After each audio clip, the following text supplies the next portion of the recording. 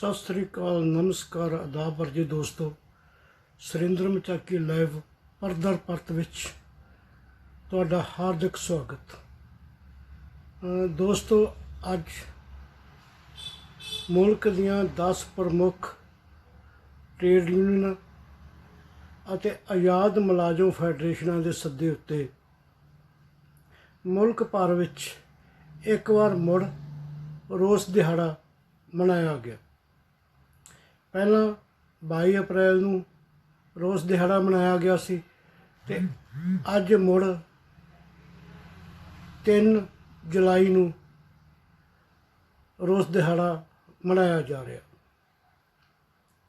मंगां 22 तरीक वालियां भी ने ते बदलवीं परिस्थिति दे विच कुछ होर मंगां ते मसले इहदे विच ऐड ऑन हो गए ने। 22 तरीक नूं जदों मुल्क भर विच रोस दिहाड़ा मनाया गया सी, उदों प्रमुख मंगां दे विच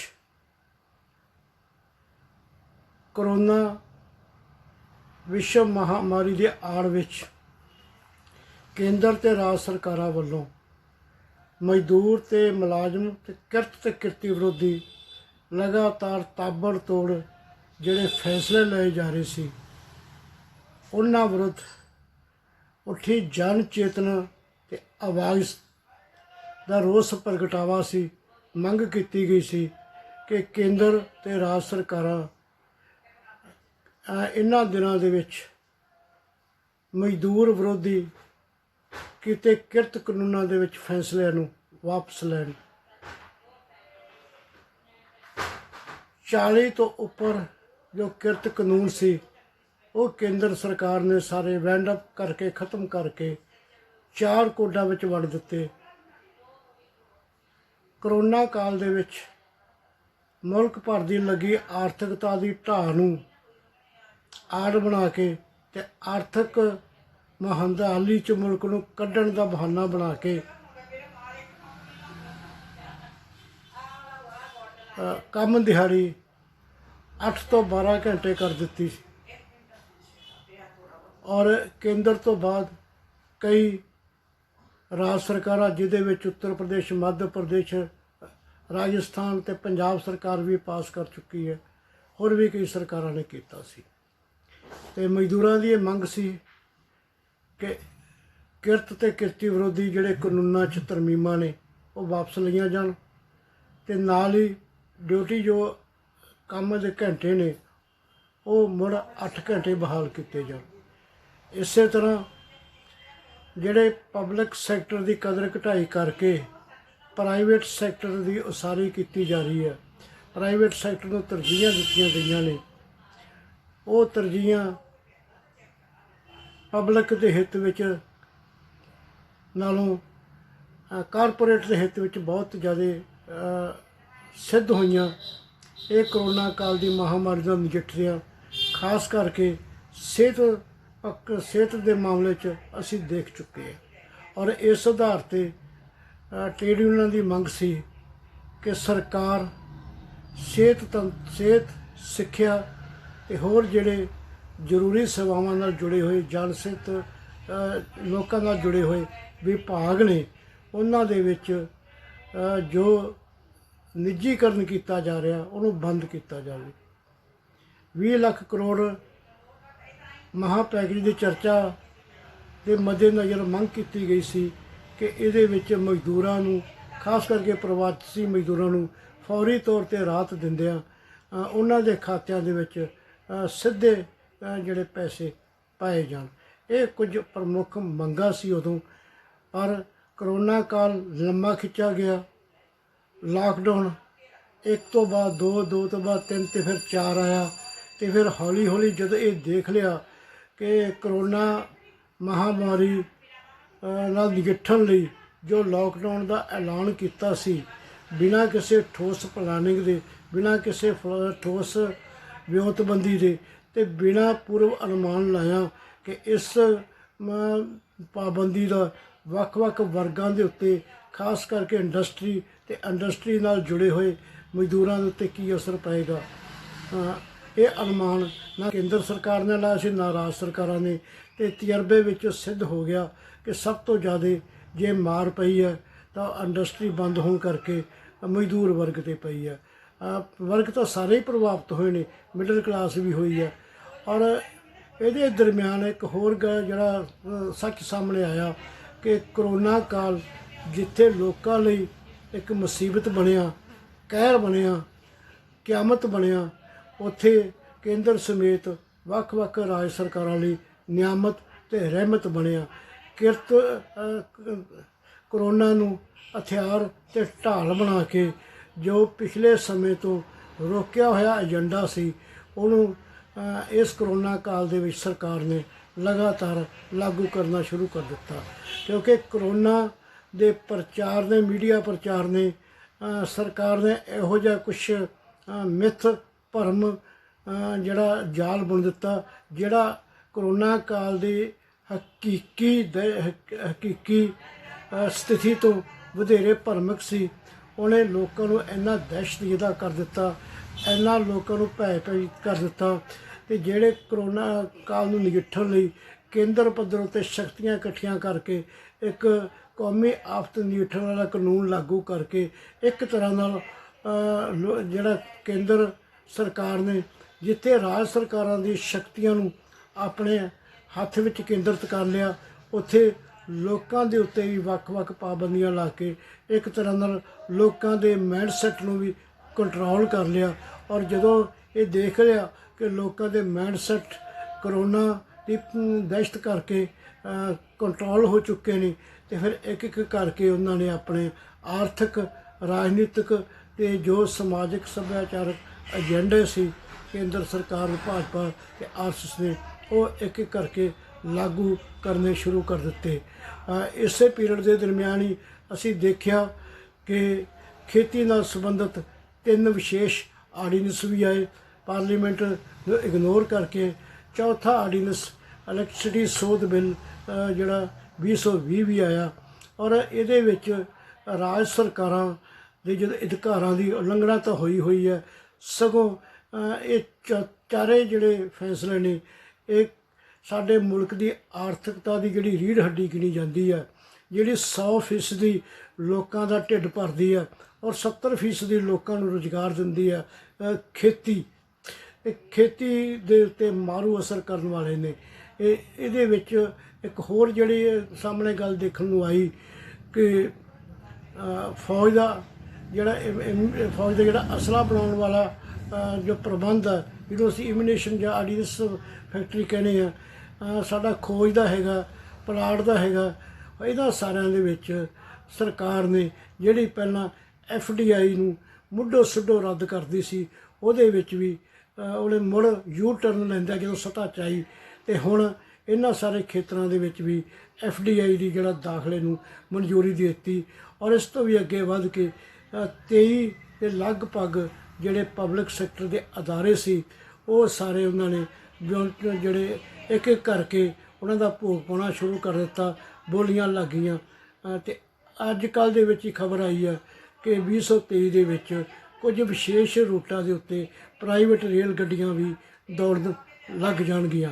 ਇਹ ਜਿਹੜੀਆਂ ਵਿਸ਼ੇਸ਼ ਪ੍ਰਸਥਿਤੀਆਂ ਪੈਦਾ ਹੋਈਆਂ ਨੇ, ਇਹਨਾਂ ਨੇ 3 ਤਰੀਕ ਦੀ ਜਿਹੜਾ ਕੌਮੀ ਪੱਧਰ ਉੱਤੇ ਰੋਸ ਪ੍ਰਦਰਸ਼ਨ ਸੀ, ਇਹਦੀ ਮਹੱਤਤਾ ਹੋਰ ਵਧਾ ਦਿੱਤੀ ਹੈ, ਅਤੇ ਇਹਦੇ ਵਿੱਚ ਕੁਝ ਜਿਹੜੇ ਮੰਗਾਂ ਤੇ ਮਸਲੇ ਹੋਰ ਐਡ ਕਰ ਦਿੱਤੇ ਨੇ।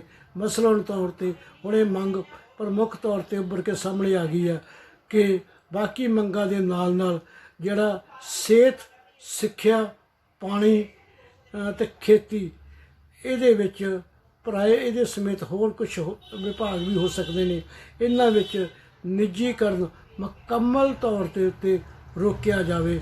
ਔਰ ਜਿਹੜੇ ਮਜ਼ਦੂਰ ਨੇ, ਮੁਲਾਜ਼ਮ ਨੇ, ਇਹਨਾਂ ਵਾਸਤੇ ਪੱਕੀ ਜਿਹੜੀ ਭਰਤੀ ਕੀਤੀ ਜਾਵੇ। PP ਮਾਡਲ ਅਤੇ ਜਿਹੜਾ PP ਮਾਡਲ ਅਤੇ ਇਸ ਤੋਂ ਇਲਾਵਾ ਆਊਟਸੋਰਸਿੰਗ ਸਿਸਟਮ ਰੱਦ ਕੀਤਾ ਜਾਵੇ।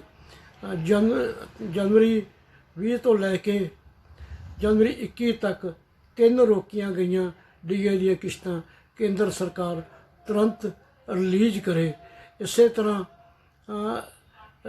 ਪੈਟਰੋਲ ਦੀਆਂ ਕੀਮਤਾਂ ਜਦੋਂ ਕੌਮਾਂਤਰੀ ਪੱਧਰ ਉੱਤੇ ਲਗਾਤਾਰ ਡਿੱਗ ਰਹੀਆਂ ਨੇ। ਮੁਫਤ ਵਾਂਗੂ ਪੈਟਰੋਲ ਦੇ ਰੇਟ ਹੇਠਾਂ ਆ ਚੁੱਕੇ ਨੇ। ਪਰ ਸਾਡੇ ਮੁਲਕ ਦੇ ਵਿੱਚ ਲਗਾਤਾਰ 20-22 ਦਿਨਾਂ ਤੋਂ ਪੈਟਰੋਲ ਦੀਆਂ ਕੀਮਤਾਂ ਰੋਜ਼ ਥੋੜ੍ਹਾ ਥੋੜ੍ਹਾ ਕਰਕੇ ਉੱਪਰ ਵਧ ਰਹੀਆਂ ਨੇ। ਔਰ ਇੱਕ ਤਰ੍ਹਾਂ ਨਾਲ ਪੈਟਰੋਲ ਦੇ ਅਤੇ ਡੀਜ਼ਲ ਦੇ ਰੇਟ ਕਾਫੀ ਉੱਚੇ ਹੋ ਗਏ ਨੇ। ਔਰ ਡੀਜ਼ਲ ਦੇ ਰੇਟ ਦਿੱਲੀ ਵਿੱਚ ਤਾਂ ਪੈਟਰੋਲ ਤੋਂ ਵੀ ਵੱਧ ਗਏ ਨੇ। ਔਰ ਇਹ ਸਾਰੇ ਦਾ ਸਮੁੱਚੇ ਦਾ ਅਸਰ ਖੇਤੀ ਸੈਕਟਰ 'ਤੇ ਪੈਣਾ ਲਾਜ਼ਮੀ ਹੈ, ਕਿਉਂਕਿ ਡੀਜ਼ਲ ਦੀ ਜਿਹੜੀ ਖਪਤ ਹੈ ਖੇਤੀ 'ਚ ਵਿੱਚ ਹੋ ਰਹੀ ਹੈ, ਟਰਾਂਸਪੋਰਟ ਦੇ ਵਿੱਚ ਹੋ ਰਹੀ ਹੈ।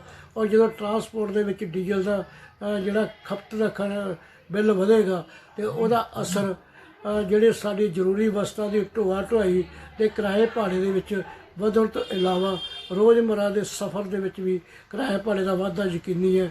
ਥੋੜ੍ਹੇ ਦਿਨ ਹੋਏ ਹਰਿਆਣਾ ਸਰਕਾਰ ਨੇ ਆਪਣੇ ਬੱਸਾਂ ਦੇ ਕਿਰਾਏ ਵਧਾ ਦਿੱਤੇ ਅਤੇ ਕੱਲ੍ਹ ਪਰਸੋਂ ਪੰਜਾਬ ਸਰਕਾਰ ਨੇ ਵੀ ਆਪਣੇ ਬੱਸਾਂ ਦੇ ਕਿਰਾਏ ਵਧਾ ਦਿੱਤੇ ਨੇ। ਉਸ ਤੋਂ ਬਾਅਦ ਪੰਜਾਬ ਸਰਕਾਰ ਨੇ ਤਾਂ ਜ਼ਮੀਨਾਂ ਦੀ ਵੇਚ ਵਿਕਰੀ ਦੇ ਉੱਤੇ ਜਿਹੜੀ ਲੱਗਦੀ ਸਟਾਂਪ ਡਿਊਟੀ ਹੈ ਉਹਦੇ ਵਿੱਚ ਵੀ ਵਾਧਾ ਕਰ ਦਿੱਤਾ।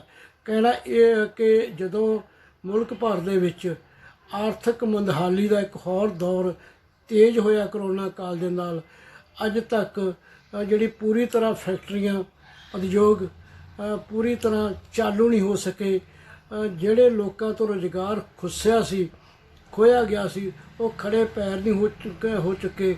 ਰੁਜ਼ਗਾਰ ਦੀ ਪੈਦਾ ਹੋਣ ਦੀ ਰਫ਼ਤਾਰ ਬਣੀ ਨਹੀਂ। ਅਜੇ ਤੱਕ ਰੁਜ਼ਗਾਰ ਜਿਹੜੇ ਆ ਪਿਛਲੇ ਬਹਾਲ ਨਹੀਂ ਹੋਏ। ਅਤੇ ਲੋਕਾਂ ਦੇ ਵਿੱਚ ਜਦੋਂ ਆਰਥਿਕ ਮੰਦਵਾੜਾ ਡੇ ਟੂ ਡੇ ਵੱਧ ਰਿਹਾ।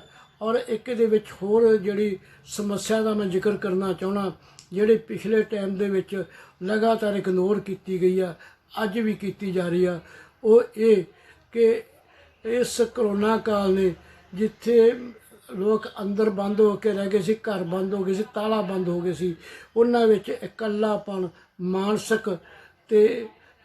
ਮਾਨਸਿਕ ਬਿਮਾਰੀਆਂ, ਸਰੀਰਕ ਬਿਮਾਰੀਆਂ ਅਤੇ ਆਰਥਿਕ ਜਿਹੜੀਆਂ ਮੁਸ਼ਕਲਾਂ ਦੇ ਨਾਲ ਵਧੀਆਂ। ਕੱਲ੍ਹ ਪਰਸੋਂ ਦੇ ਅਖਬਾਰਾਂ 'ਤੇ ਨਿਗਾਹ ਮਾਰ ਲਈਏ, ਪਿਛਲਾ ਛੱਡ ਵੀ ਦਈਏ, ਲਗਾਤਾਰ ਇਹਨਾਂ ਦਿਨਾਂ ਦੇ ਵਿੱਚ ਆਤਮ ਹੱਤਿਆਵਾਂ ਵੱਧ ਰਹੀਆਂ ਨੇ। ਲੋਕ ਮਾਨਸਿਕ ਤੌਰ 'ਤੇ ਬਿਮਾਰ ਹੋ ਰਹੇ ਨੇ, ਆਤਮ ਹੱਤਿਆਵਾਂ ਵੱਧ ਰਹੀਆਂ ਨੇ। ਇਹ ਨਾ ਕੇਂਦਰ ਸਰਕਾਰ ਦੇ ਸਿਹਤ ਪਾਲਿਸੀ ਦੇ ਵਿੱਚ ਇਸ ਜਿਹੜੀ ਅਲਾਰਮਿੰਗ ਸਿਚੁਏਸ਼ਨ ਨੂੰ ਲਿਆ ਗਿਆ ਅਤੇ ਨਾ ਸਟੇਟ ਗੌਰਮੈਂਟਾਂ ਲੈ ਰਹੀਆਂ ਨੇ। ਔਰ ਇਹ ਇੱਕ ਬੜਾ ਗੰਭੀਰ ਮੁੱਦਾ, ਖਾਸ ਕਰਕੇ ਜਦੋਂ ਅਸੀਂ ਇਹ ਦੇਖ ਰਹੇ ਹਾਂ ਕਿ ਆਤਮ ਹੱਤਿਆ ਕਰਨ ਵਾਲੇ ਸੈਕਸ਼ਨ ਦੇ ਵਿੱਚ ਜ਼ਿਆਦਾਤਰ ਨੌਜਵਾਨ ਲੜਕੇ ਲੜਕੀਆਂ ਨੇ। ਔਰ ਇਹ ਕਿਹਾ ਜਾਂਦਾ ਕਿ ਜੇ ਨੌਜਵਾਨ ਵਰਗ ਹੀ ਹੈ ਜਿਹਦੇ ਮੋਢਿਆਂ ਦੇ ਉੱਤੇ ਮੁਲਕ ਦੀ ਸਰਵਪੱਖੀ ਤਰੱਕੀ ਦਾ ਬੋਝ ਹੈ। ਅੱਜ ਨੌਜਵਾਨ ਵਰਗ ਲਗਾਤਾਰ ਇਕੱਲੇਪਣ ਦਾ, ਮਾਨਸਿਕ ਤਣਾਅ ਦਾ ਸ਼ਿਕਾਰ ਹੈ ਔਰ ਆਤਮ ਹੱਤਿਆ ਵੱਲ ਵੱਧ ਰਿਹਾ, ਨਸ਼ਿਆਂ ਵੱਲ ਵੱਧ ਰਿਹਾ। ਇਹਦੇ ਕਰੋਨਾ ਕਾਲ ਦੇ ਵਿੱਚ ਇਹ ਜਿਹੜੀ ਬਿਮਾਰੀ ਦਾ ਪਸਾਰਾ ਹੋਰ ਵਧਿਆ, ਪਰ ਇਹਦੇ 'ਤੇ ਕਿਸੇ ਵੀ ਸਰਕਾਰ ਦਾ, ਨਾ ਕੇਂਦਰ ਦਾ ਨਾ ਪੰਜਾਬ ਸਰਕਾਰ ਦਾ ਕੋਈ ਧਿਆਨ ਹੈ। ਇਹ ਇੱਕ ਬੜਾ ਅਹਿਮ ਮੁੱਦਾ ਹੈ। ਔਰ ਇਸ ਪ੍ਰਸੰਗ ਦੇ ਵਿੱਚ ਜਦੋਂ ਅਸੀਂ ਜ਼ਿਕਰ ਕਰ ਰਹੇ ਹਾਂ ਕਿ ਕਰੋਨਾ ਕਾਲ ਦੇ ਮਰੀਜ਼ ਇਸ ਵੇਲੇ ਲਗਾਤਾਰ ਵੱਧ ਰਹੇ ਨੇ ਔਰ ਮੌਤਾਂ ਦੀ ਗਿਣਤੀ ਵੀ ਵੱਧ ਰਹੀ ਹੈ। 6 ਲੱਖ ਦੇ ਉੱਪਰ ਜਿਹੜਾ ਹੈਗਾ ਕਰੋਨਾ ਕਾਲ ਦੇ ਕਰੋਨਾ ਦੇ ਟੋਟਲ ਪੇਸ਼ੈਂਟ ਹੋ ਗਏ ਨੇ। ਇੱਕ ਜ਼ਿਕਰਯੋਗ ਮੈਂ ਗੱਲ ਕਰਨੀ ਚਾਹੁੰਦਾ ਕਿ ਜਦੋਂ ਪੇਸ਼ੈਂਟਾਂ ਦੀ ਜਿਹੜੀ ਗਿਣਤੀ ਦਿੱਤੀ ਜਾਂਦੀ ਹੈ ਉਹ ਟੋਟਲ ਦਿੱਤੀ ਜਾ ਰਹੀ ਹੈ। ਜੇ ਟੋਟਲ ਗਿਣਤੀ ਦੇ ਵਿੱਚੋਂ ਜਿਹੜੇ ਠੀਕ ਹੋਏ ਮਰੀਜ਼ ਨੇ, ਰਿਕਵਰ ਕਰ ਚੁੱਕੇ ਮਰੀਜ਼ ਨੇ, ਉਹਨਾਂ ਦੀ ਗਿਣਤੀ ਮਾਈਨਸ ਕਰਕੇ ਜਿਹੜੇ ਅਸਲ ਪੋਜ਼ੀਟਿਵ ਪੇਸ਼ੈਂਟ ਨੇ ਉਹ ਗਿਣਤੀ ਦੱਸੀ ਜਾਵੇ ਤਾਂ ਲੋਕਾਂ ਦੇ ਵਿੱਚ ਭੈ ਭੀਤ ਕਰਨ ਦਾ ਜਿਹੜਾ ਵਾਤਾਵਰਨ ਹੈ ਉਹ ਨਹੀਂ ਪੈਦਾ ਹੋਏਗਾ। ਲੋਕ ਭੈ ਭੀਤ ਨਹੀਂ ਹੋਣਗੇ। ਇਹ ਇੱਕ ਧਿਆਨਯੋਗ ਮਸਲਾ ਹੈ। ਇਹ ਸਾਰੇ ਪ੍ਰਸੰਗ ਦੇ ਵਿੱਚ ਜਿਹੜੀ 3 ਤਰੀਕ ਦੀ ਅੱਜ ਦੀ ਕੌਮੀ ਪੱਧਰ ਦੇ ਉੱਤੇ ਜੋ ਐਕਸ਼ਨ ਕੀਤਾ ਗਿਆ ਰੋਸ ਦਿਹਾੜੇ ਦਾ, ਇਹ ਬੜਾ ਪ੍ਰਸੰਗਕ ਹੈ। ਖਬਰਾਂ ਦੱਸ ਰਹੀਆਂ ਨੇ ਕਿ ਇਹਨਾਂ ਨੂੰ ਮੁਲਕ ਭਰ ਦੇ ਵੱਖ-ਵੱਖ ਸੈਕਸ਼ਨਾਂ ਦੇ ਵਿੱਚ ਭਰਵਾਂ ਹੁੰਗਾਰਾ ਮਿਲਿਆ। ਖਾਸ ਕਰਕੇ ਜਦੋਂ ਅਸੀਂ ਕੋਲਾ ਖੇਤਰ ਵਿੱਚ ਦੇਖਦੇ ਹਾਂ, ਜਿੱਥੇ ਕੱਲ੍ਹ ਤੋਂ ਜਿਹੜੀ ਕੌਮੀ ਪੱਧਰੀ 3 ਦਿਨ ਦੀ ਹੜਤਾਲ ਸ਼ੁਰੂ ਹੋਈ ਹੈ। ਇਸ ਤੋਂ ਇਲਾਵਾ ਬਿਜਲੀ ਵਿਭਾਗ, ਟਰਾਂਸਪੋਰਟ ਵਿਭਾਗ, ਬੀਮਾ ਖੇਤਰ, ਡਾਕਘਰ ਅਤੇ BSNL, ਇਹ ਸਾਰੇ ਜਿਹੜੇ ਕੌਮੀ ਪੱਧਰ 'ਤੇ ਬੈਂਕਿੰਗ ਸੈਕਟਰ, ਇਹ ਕੌਮੀ ਪੱਧਰ 'ਤੇ ਜਿਹੜੇ ਅਦਾਰੇ ਨੇ ਉਹਨਾਂ ਦੇ ਵਿੱਚ ਹੜਤਾਲ ਨੂੰ ਕਾਫੀ ਹੁੰਗਾਰਾ ਮਿਲਿਆ। ਪੰਜਾਬ ਦੇ ਸੰਦਰਭ ਦੇ ਵਿੱਚ ਗੱਲ ਕਰੀਏ ਤਾਂ ਪੰਜਾਬ ਦੇ ਵਿੱਚ ਰੋਡਵੇਜ਼, PRTC, ਬਿਜਲੀ, ਜਿਹੜੇ ਸਿੱਧੇ ਹੀ ਜਿਹੜੇ ਟ੍ਰੇਡ ਯੂਨੀਅਨਾਂ, ਚਾਹੇ ਏਟਕ ਹੈ, ਸੀਟੂ ਹੈ ਜਾਂ ਹੋਰ ਜਥੇਬੰਦੀਆਂ ਨਾਲ ਜੁੜੇ ਹੋਏ ਨੇ, ਉਹਨਾਂ ਨੇ ਭਰਵਾਂ ਹੁੰਗਾਰਾ ਮਿਲਿਆ। ਪੰਜਾਬ ਸਰਕਾਰ ਦੇ ਮੁਲਾਜ਼ਮਾਂ ਨੇ ਵੀ ਇਸ ਐਕਸ਼ਨ ਦੇ ਵਿੱਚ ਆਪਣੀ ਭਰਵੀਂ ਸ਼ਮੂਲੀਅਤ ਜਿੱਥੇ ਜਿੱਥੇ ਜਿਵੇਂ ਜਿਵੇਂ ਸ਼ਕਤੀ ਹੈ ਉਵੇਂ ਕੀਤੀ। ਜਿੱਥੇ ਉਹਨਾਂ ਨੇ ਕੇਂਦਰ ਸਰਕਾਰ ਦੇ ਟ੍ਰੇਡ ਯੂਨੀਅਨਾਂ ਦੀਆਂ ਮੰਗਾਂ ਨੂੰ ਸਮਰਥਨ ਦਿੱਤਾ, ਉੱਥੇ ਆਪਣੀਆਂ ਵੀ ਪੰਜਾਬ ਸਰਕਾਰ ਦੀਆਂ ਮੰਗਾਂ ਨੂੰ ਵੀ ਸ਼ਾਮਲ ਕਰਕੇ ਮੰਗ ਪੱਤਰ ਮੁੱਖ ਮੰਤਰੀ ਪੰਜਾਬ ਨੂੰ ਔਰ ਕੇਂਦਰ ਦੇ ਜਿਹੜੇ ਮੰਗ ਪੱਤਰ ਹੈ ਉਹ ਪ੍ਰਧਾਨ ਮੰਤਰੀ ਹੋਰਾਂ ਨੂੰ ਭੇਜੇ। ਪ੍ਰਧਾਨ ਮੰਤਰੀ ਹੋਰਾਂ ਨੇ ਜਿਹੜੇ ਮੰਗ ਪੱਤਰ ਭੇਜੇ ਨੇ ਉਹਨਾਂ ਵਿੱਚ ਮੰਗਾਂ ਦਾ ਮੈਂ ਜ਼ਿਕਰ ਕਰ ਚੁੱਕਿਆ।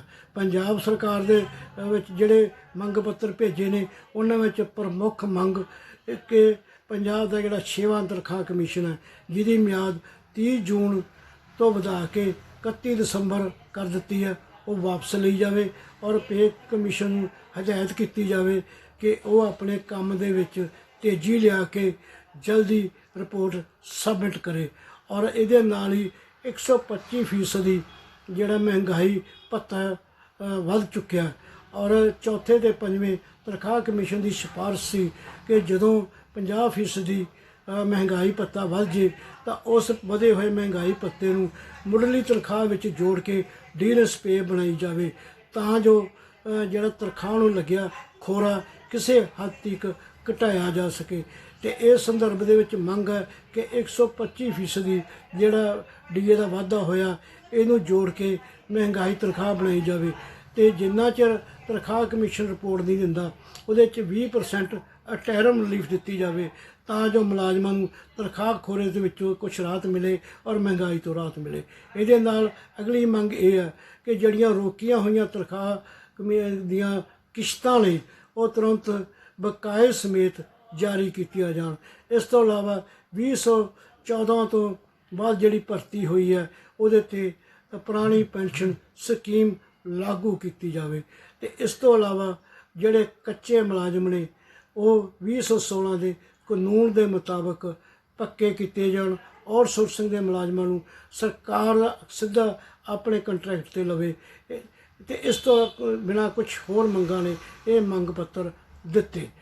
ਦੋਸਤੋ, ਮਹਿਸੂਸ ਕਰ ਰਿਹਾ ਕਿ ਜਿਸ ਪੱਧਰ ਦੇ ਉੱਤੇ ਚੁਣੌਤੀਆਂ ਮੁਲਕ ਦੀ ਟ੍ਰੇਡ ਯੂਨੀਅਨ ਫਰੰਟ ਅੱਗੇ ਖੜੀਆਂ ਨੇ, ਮੁਲਾਜ਼ਮਾਂ ਦੇ ਅੱਗੇ ਖੜੀਆਂ ਨੇ, ਉਸ ਪੱਧਰ ਦੀ ਚੇਤਨਾ ਦਾ ਸੰਚਾਰ, ਜਥੇਬੰਦਕ ਪ੍ਰਸਾਰ ਅਤੇ ਜਥੇਬੰਦਕ ਪ੍ਰਸਾਰ ਨੂੰ ਜਿਹੜਾ ਸੜਕਾਂ ਦੇ ਉੱਤੇ ਵਿਰੋਧ 'ਚ ਬਦਲਣ ਦੇ ਵਿੱਚ ਟ੍ਰੇਡ ਯੂਨੀਅਨਾਂ, ਮੁਲਾਜ਼ਮ ਫੈਡਰੇਸ਼ਨ ਨੂੰ ਹੋਰ ਮਿਹਨਤ ਕਰਨੀ ਪਵੇਗੀ, ਕਿਉਂਕਿ ਅਜੇ ਪੂਰੀ ਤਰ੍ਹਾਂ ਜਿਹੜੇ ਮੁਲਾਜ਼ਮ ਨੇ, ਮਜ਼ਦੂਰ ਨੇ, ਉਹ ਕਰੋਨਾ ਕਾਲ ਦੀ ਦਹਿਸ਼ਤ ਤੋਂ ਮੁਕਤ ਨਹੀਂ ਹੋਏ।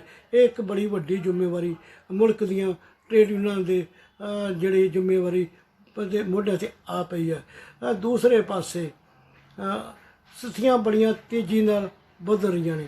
ਇਹ ਬਦਲਦੀਆਂ ਸਥਿਤੀਆਂ ਦੇ ਮੁਤਾਬਕ ਜਿਹੜੇ ਸਾਡੇ ਟ੍ਰੇਡ ਯੂਨੀਅਨ ਆਗੂ ਨੇ, ਮਜ਼ਦੂਰ ਮੁਲਾਜ਼ਮ ਆਗੂ ਨੇ, ਮੁਲਾਜ਼ਮ ਫੈਡਰੇਸ਼ਨਾਂ ਦੇ ਆਗੂ ਨੇ, ਉਹਨਾਂ ਨੂੰ ਵੀ ਜਿੱਥੇ ਐਜੂਕੇਸ਼ਨ ਦੇ ਪੱਧਰ ਦੇ ਉੱਤੇ, ਸਿਧਾਂਤ ਦੇ ਪੱਧਰ ਦੇ ਉੱਤੇ, ਸਮਕਾਲੀ ਪਰਿਸਥਿਤੀਆਂ ਦੇ ਪੱਧਰ ਦੇ ਉੱਤੇ ਆਪਣੇ ਆਪ ਨੂੰ ਹੋਰ ਅਪਡੇਟ ਕਰਨ ਦੀ ਲੋੜ ਹੈ।